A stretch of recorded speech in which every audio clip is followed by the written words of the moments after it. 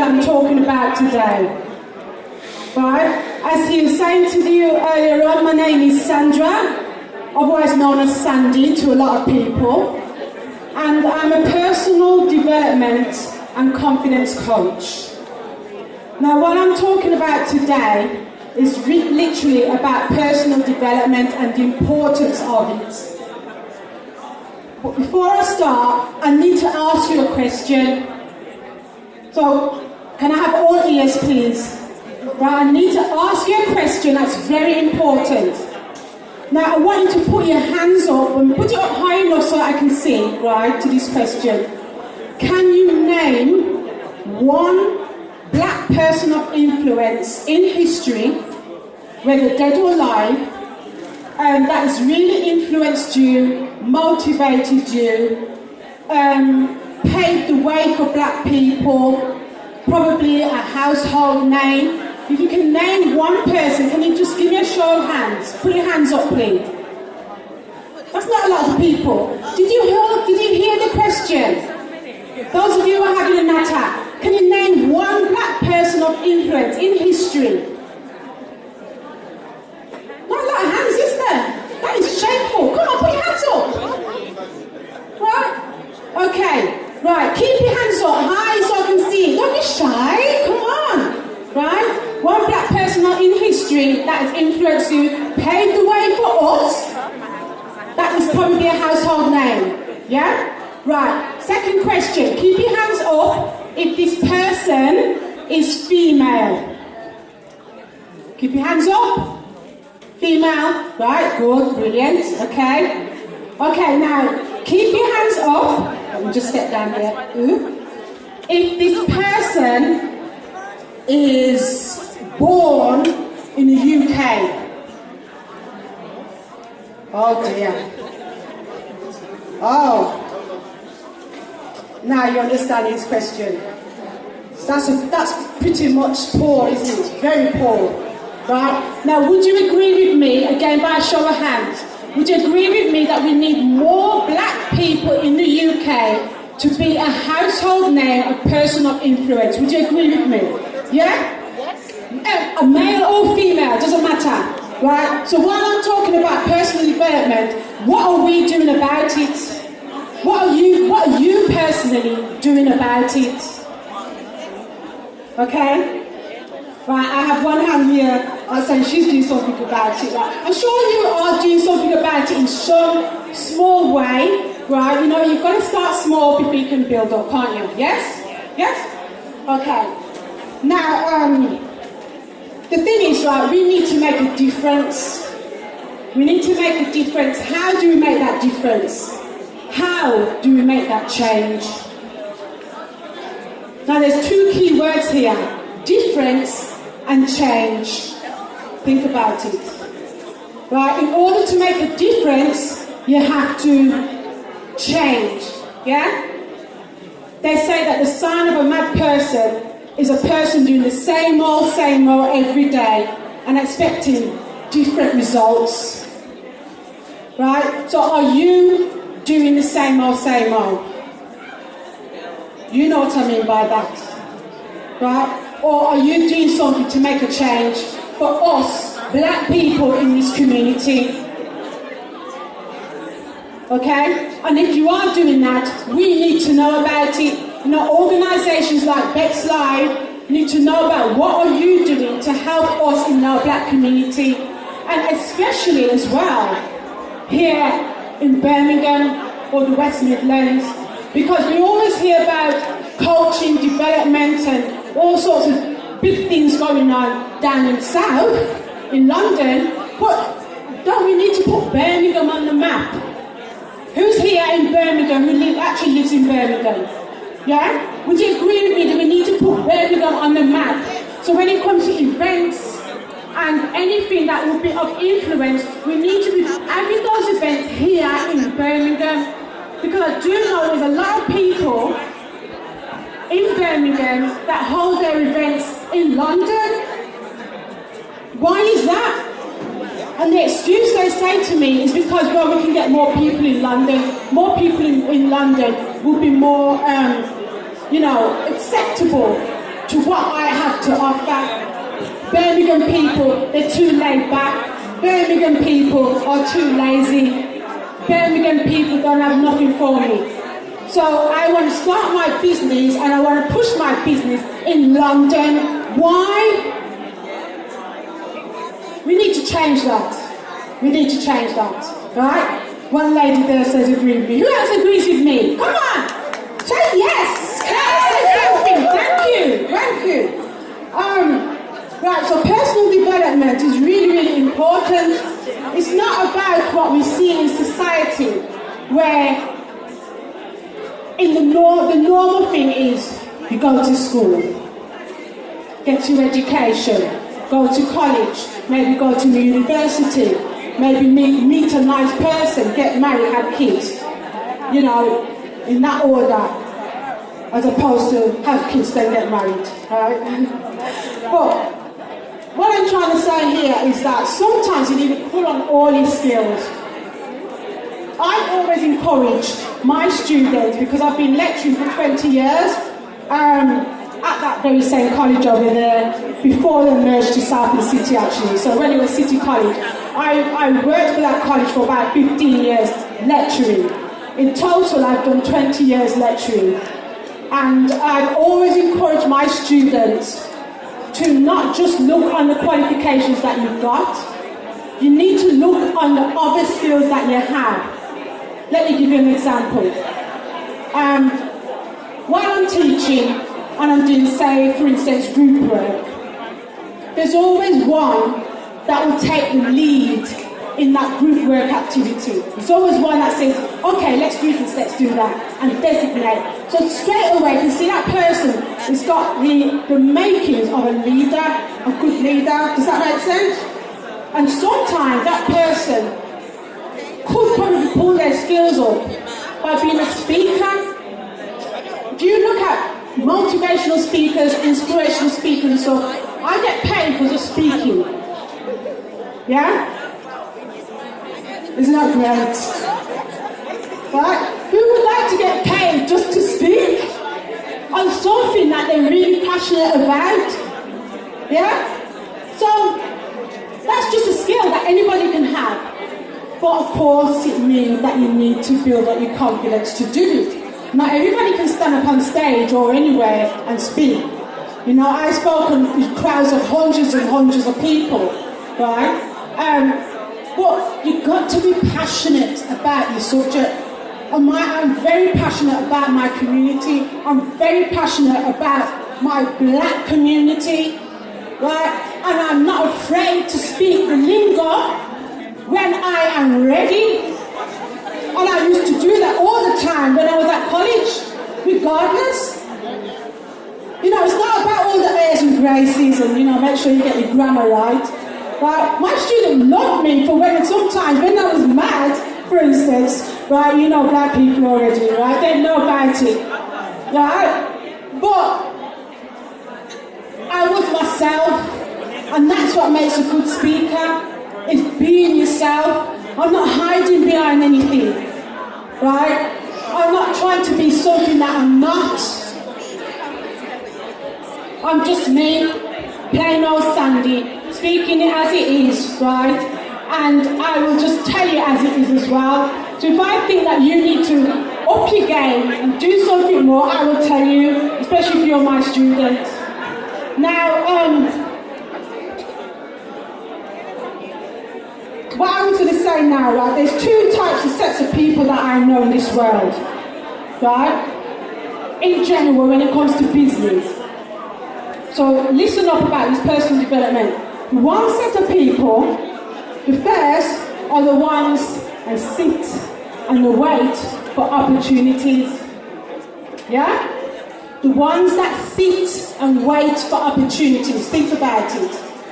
So they may have loads and loads of ideas going around in their head. They may be in a dead-end job that they really don't want to do, but they're there because, well, it pays the bills, you know, it puts food on the table, etc., etc. Right? I'm not saying there's anything wrong with that. Right? Me personally, I rather write my own paycheck. I don't want someone else writing it. right? I want to write my own paycheck. And I want to tell people how much I am worth, not for them to tell me how much they want to pay me an hour. No way, Jose, it ain't happening, right? So I make my own opportunities, and I decide to say, I'm going to do this. I'm going to coach as opposed to teaching, right? I not only coach, but I do training as well. So I do personal development training, I do stress management training, I do confidence building. Again, especially, you've got a lot of these exhibitors here who had taken the mic earlier on. They might have been a little bit shy to speak on the mic. So what I actually do in my confidence building, I get them to speak on stage or speak in front of the rest of the group, right? So it helps them that if they have to pitch their business, i.e. to the bank or anywhere, they've got more confidence, and that does take time to grow. It doesn't work overnight, especially if you're a really, really shy person. Yeah? So that first set of people, the ones that sit and wait for opportunities to just, I don't know, magically appear, doesn't happen. It ain't gonna happen, right? Those sort of people, sometimes they have their peers, they have the teachers even, and even closer to home, their family, who tell them that, you know, you're not good enough, you can't do this. Oh, I've known you all your life, there's no way you can do that. Yeah? So eventually that person sits and waits, don't bother to go out for their opportunity, they sit and wait for the right job to come along. Yeah? And they then start to believe in the subconscious and the negativity that's going on in their mind that they can't do this. I can't do this, I'm disabled, I'm in a wheelchair, there's no way I can do that job. But if you really want to do it, that company you're going for will have to make allowances. They've got to show equal opportunities and make allowances for you. Right? Me, as you see me here now, right, I make the speaker a little bit too loud for you, and that's because I'm partially deaf. I've got 80% hearing loss. I don't hear very well, and I wear hearing aids. At the moment, I've only got one in. And you know what? When I had this in my ears just now, I can hear a lot of background talking. Now I can only hear myself on the mic. Right? So that's why I'm a confidence coach, because I wasn't always confident. But in spite of all adversary, I got up and I said to myself, this ain't gonna bloody stop me. Pardon my French. It ain't stopping me. Right? I'm a damn good teacher of what my subject is. I know what I'm talking about, and I'm sure as hell is a damn good coach as well. Right? If I say so myself. Right. Anyway, so that's the first set of people, the ones that wait for opportunity to come along. Second set of people, right, are the ones that create their own opportunities, right? Like Billy, Mr. Brown there, he creates his own opportunities. He wants to do Beck's Live. He wants to do this sort of thing. He didn't wait for someone to say, hey, why don't you do this? That was his dream. He wanted to do that. So here we are today now, because of this man over here, William Brown. Stand up, William Brown. Can we give him a hand, please? Come on, people. Give him a hand. Give him a hand. Yeah? Okay, thank you. And thank you for giving me the opportunity to speak as well, actually. Right? So, the first set of people are the ones that wait for opportunity. These set of people I call fear. Fear. Right? Not good enough. I'm not pretty enough to do that or stand up. Like, who's going to want to look at me? Right? I don't have a good education. do this. Do you know that I've been lecturing for 20 years? I don't have a degree. Yes, Minister, I'm not here. I don't have a degree. I went the slow way by doing a teacher training qualification, then moved up to get my certificate in education. So there are other ways. You don't need to have a degree. There's a lot of people out there who's got degrees, then yobbos, right? I think they know it all. They come into this company or in the office or whatever and they think, yeah, I've got my degree, you know what I mean? Can't touch me, right? And you know what they haven't got? What do you think they haven't got? Somebody tell me. Confidence. What else? Sorry? Common sense, right? I'll tell you what else I haven't got. Experience, right? So I got the way I got to and where I got to through experience. So think about that as well. If you're experienced at something, there's a lot of people that I know who just say, oh, I'm just a mother. I beg your pardon? What do you mean just? Do you know how much work that takes to be a mother or a father? Listen, you're a nurse, you're a nanny, you're a gardener, you're a cook. Hello? There's a lot of experience there, right? Pulled together to make a mother. We don't go to school to be taught to be a mother, do we? You don't go to school to be taught how to run your own business. Back in my day, I mean it's different now, I know they have business studies and stuff like that, but back in my day when I was at school, they had, what do you call it, like career teachers and stuff like that. Oh, you can be a nurse, or you can be a secretary, or something like that, right? You can imagine what I was thinking when they said things like that. I was thinking, oh, no way. And especially when it comes to our office environment. I'm a doer, I'm a creative person. I like to shout, I like to, you know what I mean? Right, so sitting in the office, typing away, not me. That's so not me, right? Good if that's you, and you become a PA or something like that. But sorry, I ain't gonna be nobody's personal assistant. You know what? Behind nobody backside. Right? An assistant. No, that ain't me.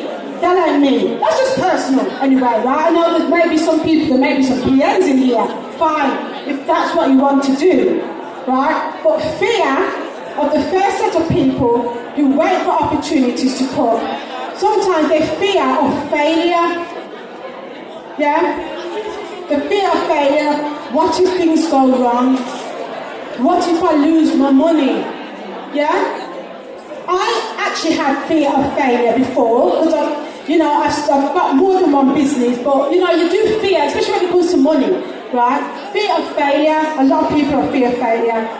Or even, can you believe this? Fear of success. My gosh, what if it all goes well and I get really, really famous? Fear of success, can't handle the limelight, can't handle the limelight. Do you understand me? So there's different types of fear, right? So that's the first category. Second set of people are the ones that basically create their own opportunities, right? Am I making this clear to you guys, right? Does this sound familiar, some of these things what I'm saying, yeah?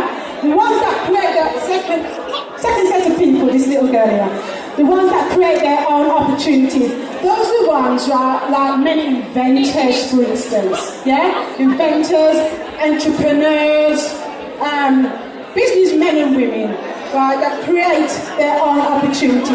These are the ones that keep going and knocking on people's doors until they get fed up, yeah?